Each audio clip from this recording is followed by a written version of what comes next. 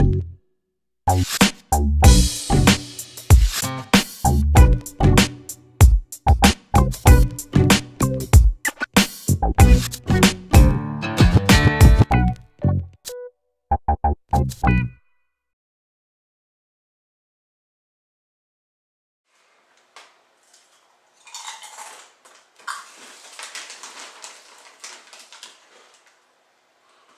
you're still watching, if you haven't exited out, you're like, what the hell is this crap? This is the show for gamers.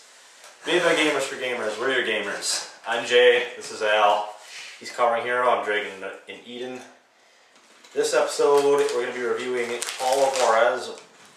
Bound in Blood. Bound in Blood.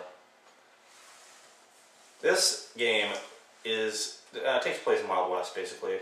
There's a little segment in the beginning where you play a little Civil War, and for some reason all these people in this Civil War section have beautiful revolvers and cocking action rifles, and I'm like, perfect lever. They did not have those at the Battle for Atlanta and shit. Like, that's for video game purposes. But you basically play as these two brothers, Thomas and is it Ray? Ray. And basically, Thomas is like the agile one. He uses a lasso to climb onto things and help Ray up on stuff. He has two knives that he can throw for stealth things. He's a more stealthy kind of character. He cannot dual wield. He has handguns. He has a single handgun.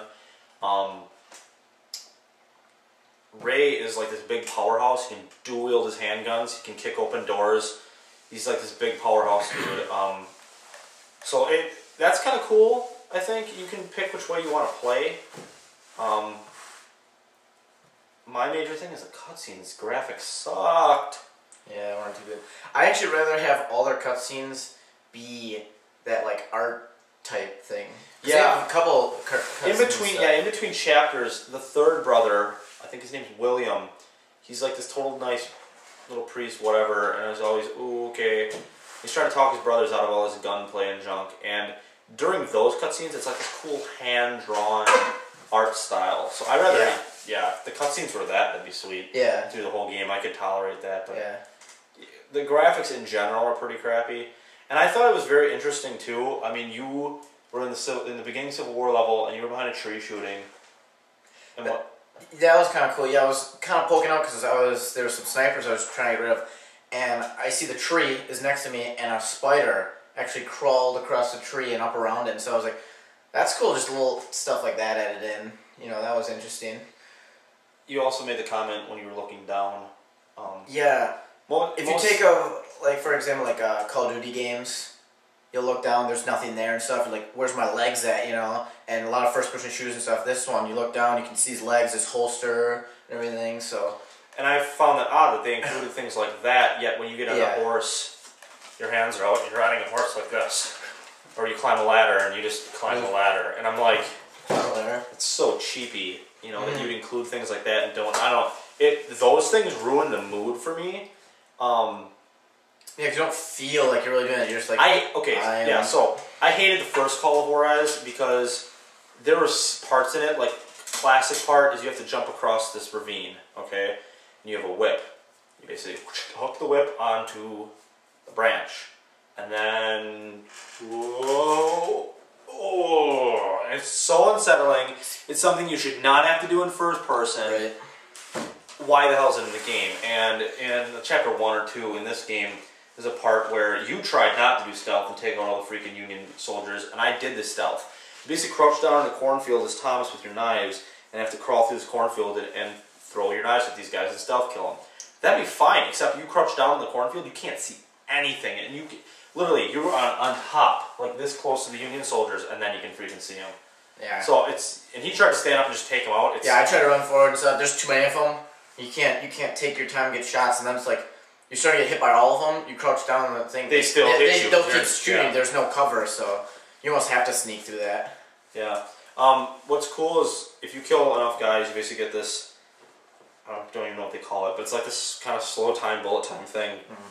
And with Ray, the big powerhouse dude, you basically just move your vision across, and any enemy, it's like little cursors. So I've had one guy on my screen who's covered in curses, and then he just takes both the guns and he just unloads on them. And with Thomas, you precision headshot each individual guy. So you like pop, pop, pop, pop, and they're guaranteed dead. And the difference there is like he's so precise, they're all guaranteed dead. Yeah, and because it's only his one gun, so you take 6 guys out. Yeah. With Ray, with Ray, I've scrolled across and then at the last second noticed the guy, and I've got like a bullet on his leg, so he'll just unload, and that one guy's still alive. Yeah. So there's a potential with Ray's thing that you can't take guys out. Right.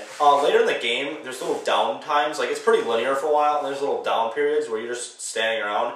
Where you can go to gun shops and buy new guns and stuff. And there's wanted posters. I had to go take out a bunch of bandits and get save some cattle. Just get somebody's belongings back to go hunt down this specific guy. You know. So that's kind of cool. That's pretty cool. Yeah. But riding around on horses like this throughout the deserts and whatever was kind of lame. I don't know. I think it's definitely a game that should be rented unless you really love. If you're looking for a good Wild West kind of shoot 'em out thing, this is definitely a really good game for that. I played both of these back to back. You know, our last episode was Fight Night Round 4, and we're doing Call of Juarez Bound in Blood. And I played those both in the same night, you know, and into the next day, and I had more fun with Call of Juarez. Because to me, it wasn't very repetitive, because there's little things in the levels, like lanterns that you can shoot that cause fire. Yeah. If guys are too close, they're like, oh, I can't see, and you get shots off. There's dynamite in the game that you can throw. Again, that's Ray only. Ray just throws dynamite. Thomas can't. He has the lasso, so it's kind of a weird trade-off there. But there's a cool part where you're on a stagecoach, drive-by shooting. You can shoot enemy dynamite while it's in midair, and boom, causes you firework things. So that was pretty cool. I tried the multiplayer. Oh my god, it's just so tacked on. It's just like, it's just bad. It just wasn't fun. It was just standard, shoot this guy, shoot that guy. You had to sit there. It's kind of cool, I guess, but like, you gain money by killing people, and you can like unlock all these different classes like Miner and like Scout Apache, and like there's a big array. There's like cannons, Gatling guns. There's bow and arrows later in the game. Do you use your money like? Use your money to unlock or something. You just use it like in general. So you just like you're just sitting there in the lobby or wherever, whatever. But you can unlock it. It unlocks it permanently. The cat's gonna eat our Fritos. Okay. I mean, yeah. I didn't know if it was more like a Shadowrun type thing, or it was... No, it's not like just for that match. It's like permanently, like you unlock the Scout, so you can sit there and pump up your sniper, because you just play the sniper all the time. But that's pretty cool. That's kind of cool, but it doesn't justify the fact that like it's not fun. Yeah. Like the maps are very standard. There's not the online has to be entertaining and good. And it really wasn't. It wasn't like something like Red Faction Guerrilla that I thought was really fun, or Gears of War, or nothing like that. That's coming up in a week or two, the All Fronts map pack thing off the subject for Gears of War 2. But anyway, when it came down to it, I think it's fun, but I don't think like game-wise and what's wrong with it and what's not. I found a corridor. You know that part where you're like running around shooting all the Union guys in the trenches? Yeah. I went down one corridor, found a secret down there, turned around, and there's this little wire.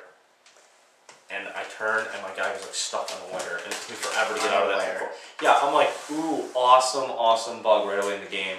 So, I mean, there's bugs, and it's obvious not a lot of money was put into this game, but it's a vast improvement on Call of Juarez. So if you didn't like the first Call of Juarez, check this one out. Don't just, I was going to be like, I'm never going to play it, but I'm glad I did. It's good enough to play, basically. Don't bite me, I'm just petting you. Ooh. So in the end, we gave Call of Juarez Bound in Blood a 6. So there you have it.